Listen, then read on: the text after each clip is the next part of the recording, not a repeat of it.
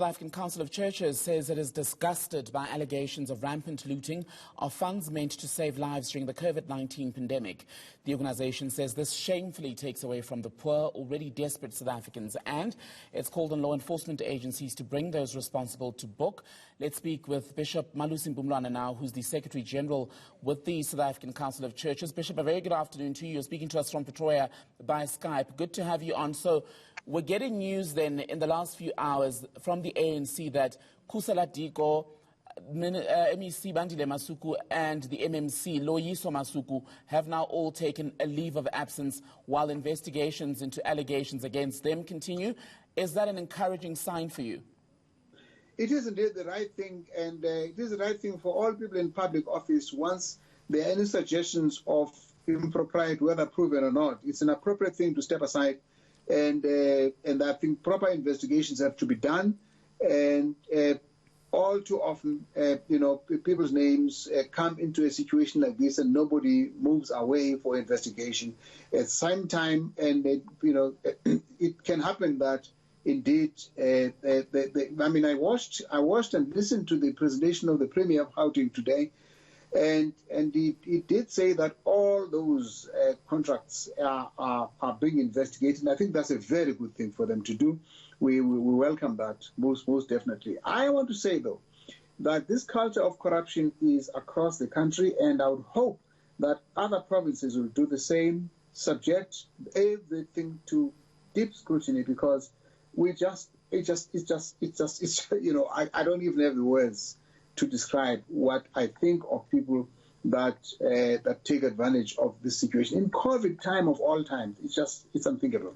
And you say, Bishop, you're encouraged then by some of the words from the Gauteng Premier David Makhura today, speaking quite strongly against corruption. A lot of people in the immediate reaction online have said, well, this is not the first time a Premier or a leader in government at any other level has strongly condemned corruption and said if it's found to have happened indeed, there'll be the strongest action taken. Yet years later, we're still sitting, waiting for results on many of these investigations. So why should this be different?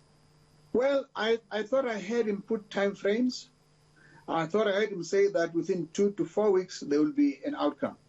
That's what we want to watch and see. We have not heard that kind of offer before, of say, look, within this time, here's what's going to happen. That's what was encouraging about it. I want to ask you, Bishop, about just what I was talking about in that question, the loss of faith that the South African public has in government and law enforcement agencies to deliver not only on actually investigating claims of corruption, but also seeing them to an end, whether it's a guilty or innocent verdict. How does government begin to repair that? There is the South African Council of Churches launched a program a few years ago. And when this was in part to deal with what we said was the loss of public trust in public institutions. And that includes what we call anchoring democracy. And that once you have that loss of trust in public institutions, it's very difficult to actually govern properly. And one of the things we said at the time was that there has to be a commensurate oversight, if you like, by public over what's going on in government. That's exactly what Mandela said. He said, good governance in government happens because citizens are participating. Some of them citizens have disengaged. They sort of, you're just, okay, let's have government do something. Oh, we don't like it now. And then they fold arms. No, we should actually have societal movements that are watching on government. For example, every municipality has got what is called an IDP, an Integrated Development Plan.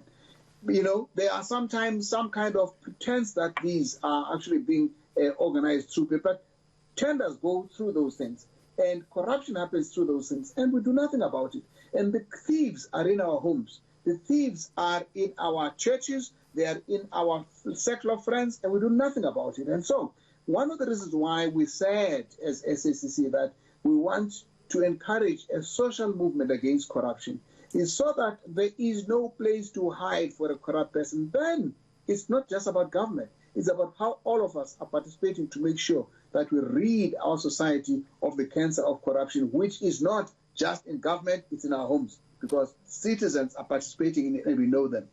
But Bishop, citizens say even when they speak out, when they report things, they don't feel heard. Do you, as the Council of Churches, feel that when you do speak out about ills in government, your voices echo, and not only echo, are taken seriously? I like the question. Let me say this to you. We created something we call the unburdening panel a few years ago. And we invited people, of course we don't have the resources, but we invited people to come to us and talk about what they see that is corrupt. And you have no idea just how fruitful that was.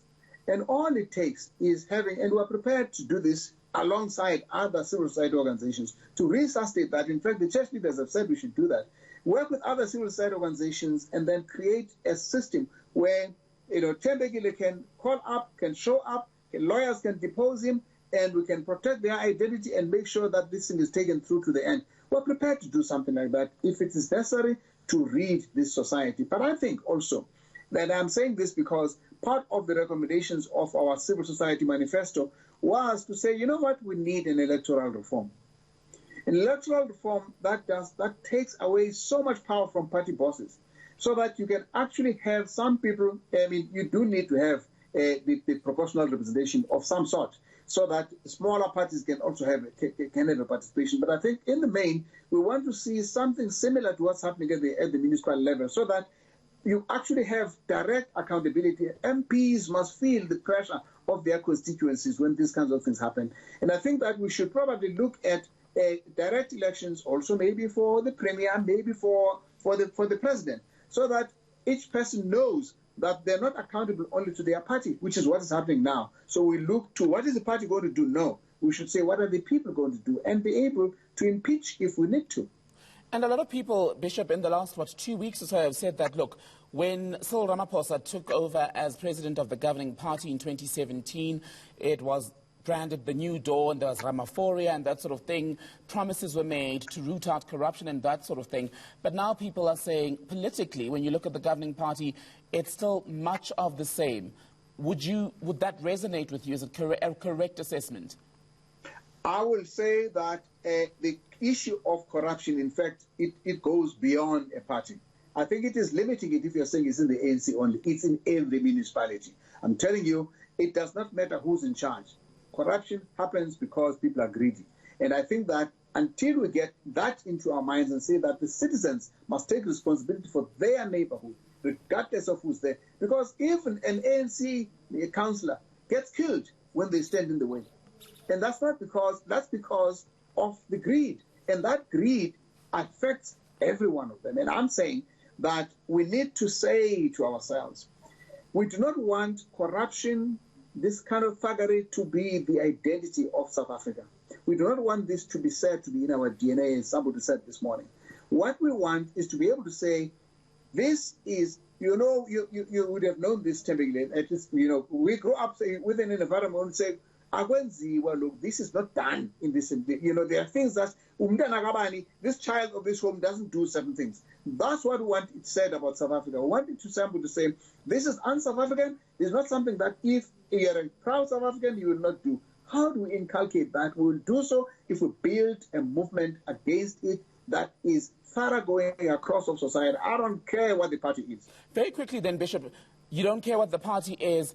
Greed is an inherent thing in a lot of people. You mentioned electoral reform, but electoral reform would not necessarily then root out greed. So how do you, even in a reformed system, make sure that that system serves and has enough checks and balances to avoid a repeat of that greed that takes hold once people have power? That's exactly what we need to deal with when we're doing our reform process. But I want to say that part of the problem is the power of the party bosses. I mean, we've seen that. We saw that in the past, where you get a situation where if I'm the president of the country, because I'm the president of my party, and everyone in parliament is there at my mercy, really, and that if I don't sign off, they won't get into the list. So there's a sense in which, just to be a legislator, which in principle, according to the Constitution, you are accountable to the people, but really you're not. You're accountable to the party bosses. And that is why you get a situation where if the president has said, you know what, this is a fire pool. Everybody says, oh yeah, you're right, it is a fire pool. Why? Because that's where they get and they're living. Bishop Umlwana, good to speak to you, sir. Thank you. Thank you.